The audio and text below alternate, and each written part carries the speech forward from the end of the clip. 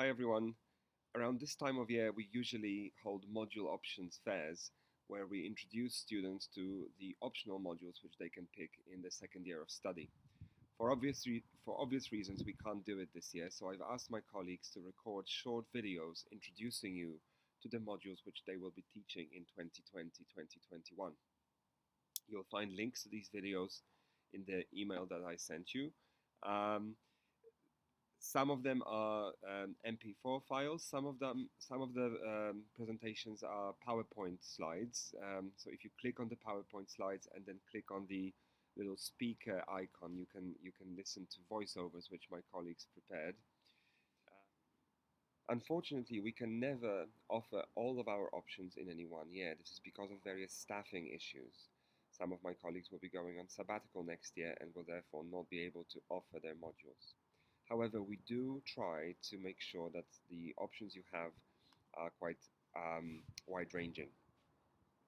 That's why you can pick modules focusing on different geographical areas. There are modules looking at British history, European history, but also the history of China or the history of the United States. There are also modules focusing on global history, history of global conflicts in the 20th century, for example.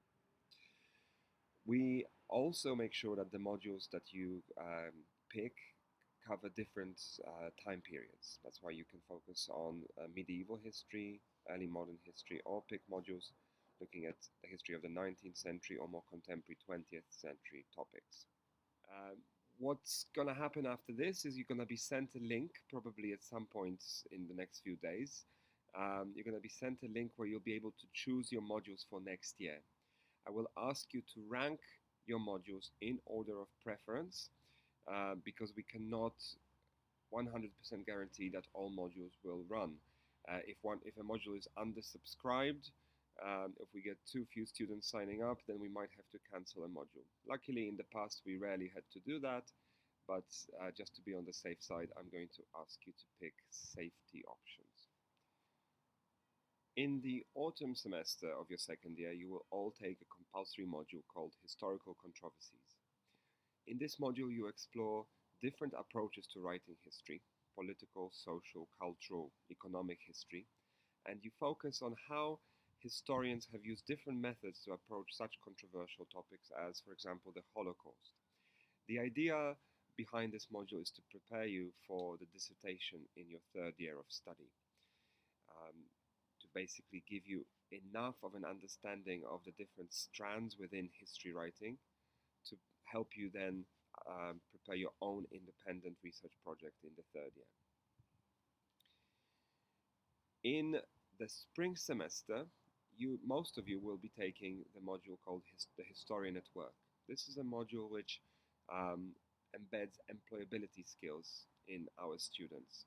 You'll have a few workshops where you'll be practicing such skills as CV writing or cover letter writing. You'll meet potential employers who will share advice about how to make the most of your university degree and how to navigate the job market.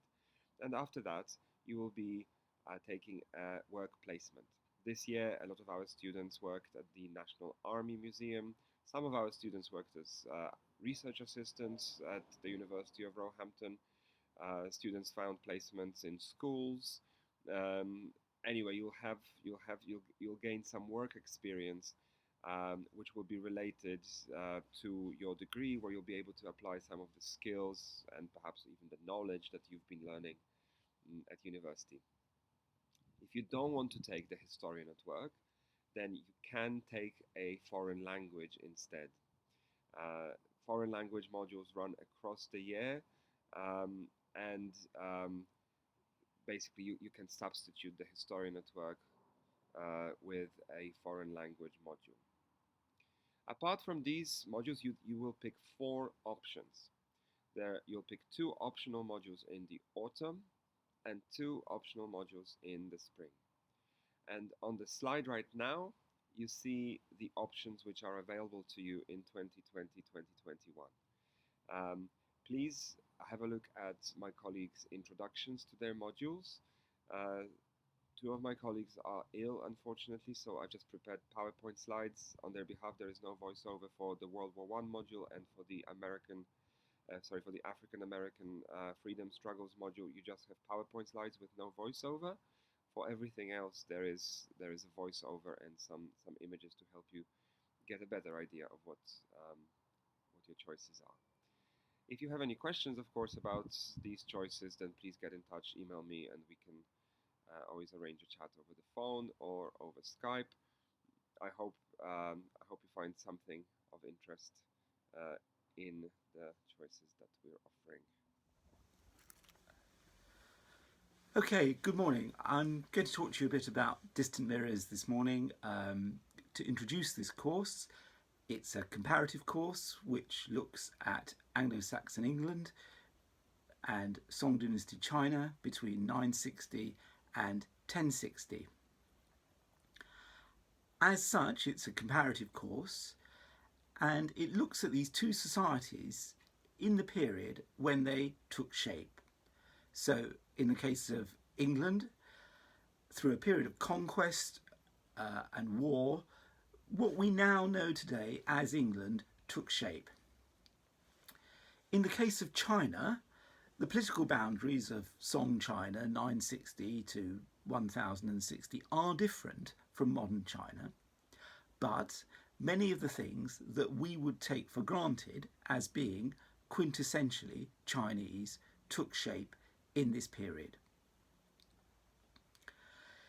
It can be said that in the 10th and early 11th centuries, England and China took shape as political entities that have endured to this day.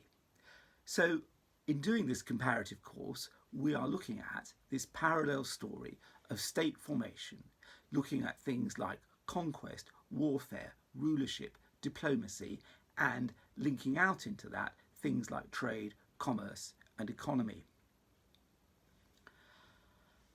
Now, as we do comparative history, of course, we start to approach history from a very different angle from, certainly if we looked at it within a national context, but even if we just restricted our comparisons to neighbours.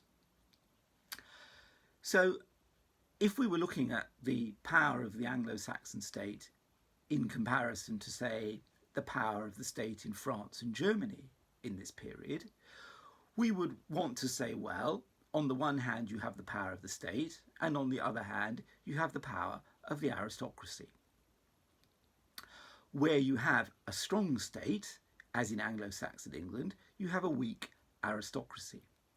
And vice versa, where you have a weak state, as in France and Germany in the 10th, 11th and 12th centuries, you have a strong aristocracy. And these sorts of questions historians have been asking for a very long time. And indeed, they continue to ask such questions. But if you adopt a comparative framework looking at China, that question becomes completely meaningless. So under the Song, the alliance between the emperor and the civil bureaucracy means that to talk about the aristocracy as an independent actor which can somehow bargain with the state is a nonsense. It just does not exist. So if we're going to do comparative history then, looking at England and China, we need to start looking at other questions. And that's exactly what we'll be doing.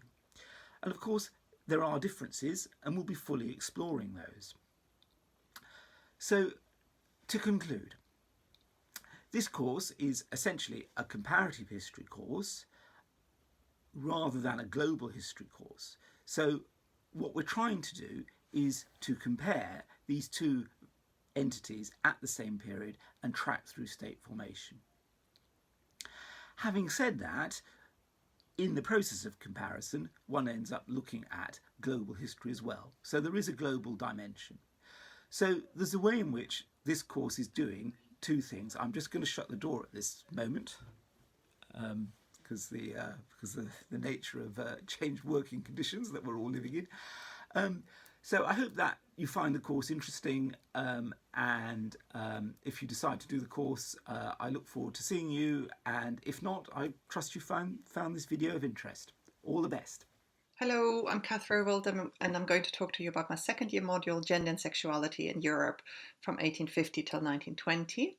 It's a module that explores ideas of masculinity, femininity, and sexuality in Europe from the middle of the 19th century until after the First World War. And it explores how these ideas affected the lives of men and women and how they understood their identities. And in that, it pays quite a bit of attention to sort of new concepts in medicine and science and psychology and how they sort of influence constructions of gender and sexuality, and how the role of nature and nurture in the making of the individual was defined and redefined in this period. Um, and it's a module that sometimes focuses in on national case studies and sometimes explores developments across Europe, and all of this includes Britain. So the topics covered include, for instance, the various women's movements and the emergence of the figure of the new woman at the end of the 19th century. There is a session that explores the scientific and medical ideas on the differences between men and women that were formulated at the time in the context of really quite dramatically changing gender roles. There is another session that explores whether the end of the 19th century experienced a crisis of masculinity, which is what many contemporary commentators suggested. And the module also explores, in another session, the emergence of a first homosexual rights movement at the start of the 20th century in Central Europe, and the sort of conceptualizations of sexuality and human nature that underlay this movement. There's also a session that discusses the eugenics movement, which was a European-wide movement with quite different characteristics in different countries that sought to shape the, in inverted commas, biological quality of populations and bring about, again in inverted commas, racial improvement through the control of reproduction in the early 20th century. And then the module ends with an exploration of the impact of the First World War on women and men. And there'll be a final session that looks at shell shock during the First World War and how it reshaped understandings of masculinity. Okay, so I think all that remains is for me to point out that assessment consists of a primary source analysis and an essay. Thank you. Bye. Hi, I would like to introduce you to my second year option called the Soviet Experiment 1905 to 1945. This module is a history of late Tsarist Russia and especially the history of the USSR, the communist state which emerged after the collapse of the Tsarist system in Russia. You might already have studied the history of the USSR at school. If you have, great. This will help in this module, but it's not a prerequisite at all. But this module, I think, is quite different from what you might have studied before. The Communist Revolution of 1917 was, of course, a major political event, and it transformed Russia's political system for the remainder of the 20th century. The October Revolution was also a major event in international relations, eventually feeding into the Cold War. But apart from these political dynamics, the October Revolution was also the beginning of a major experiment to create an entirely new economy, an entirely new society with no private property, and to create an entirely new kind of culture and even individual. The Bolsheviks were really very ambitious when they came to power, when they started creating the communist system. They wanted to change what people believed, how people behaved, and how people related one to another. And in this module, we are examining the evolution of this Soviet experiment, of this really radical attempt to transform pretty much every aspect of the economy, society, and culture. Between the revolution of 1905 and the end of World War II in 1945. In examining this Soviet experiment, we will focus on three overlapping themes. First of all, we will focus on the topic of the new Soviet person. This was a term which the communist rulers of the USSR used to describe the kind of citizen that they wanted to create, somebody who would be free from bourgeois prejudice, who would work hard despite of the fact that the profit motive was removed from the Soviet economy. People didn't work because they were hoping to earn more money, but rather because they were supposed to be committed to building socialism. The new Soviet person was supposed to reject religion. The new Soviet person was also supposed to embrace new types of behaviors. For instance, people were encouraged to wash their feet or to engage in sports because that would make them better workers. So we're looking at how this experiment to create the new Soviet person evolved. The second theme is that of interethnic relations, the nationalities question. Tsarist Russia and the USSR were multi-ethnic states. It's not just the Russians that we talk about in this module. In fact, we spent quite a lot of time discussing Muslim parts of the USSR in Central Asia, places like Kazakhstan, Uzbekistan, Tajikistan, and we're looking at how these attempts to build socialism shaped interethnic relations, shaped relations between Muslims and Christians, and how ethnic identities, national identities, shaped the Soviet experiment. Finally, the third theme that we look at in this module is that of violence and coercion. The Bolsheviks believed that the communist revolution would have to be followed by a period of the dictatorship of the proletariat. From the very outset, they were saying that they will use force to destroy the propertied classes who would otherwise try to prevent the revolution from happening. The use of violence by the communist regime extended beyond just the rich people, as we will see in this module. So we will examine why violence became so widespread after the communist revolution. In terms of assessment, the module has 3 pieces of assessment. You will deliver one oral presentation, which you will record. So this is a digital presentation. In that presentation, you will be analyzing a primary source. This could include NKVD reports or secret police reports, diaries written by Soviet citizens during Stalinism, works of literature, maybe movies. So that's your digital presentation. The second piece of assessment is a coursework essay, 2,000 words, pretty standard form of assessment, where you will be examining major historiographical debates about what communism was, what it meant to be socialist, why the Bolshevik Revolution took on a violent turn, etc. And finally, there's also an exam. I know many students are put off by the idea of exams. In my experience, students actually perform better in exams than they do in coursework, so please don't be scared off by that. The exam will not be surprising in any way. It will be very clear. If you attend classes and you do the readings that I assign, you will know exactly what to prepare. So the exam is 60 minutes and you answer one essay question on a topic that was covered in class.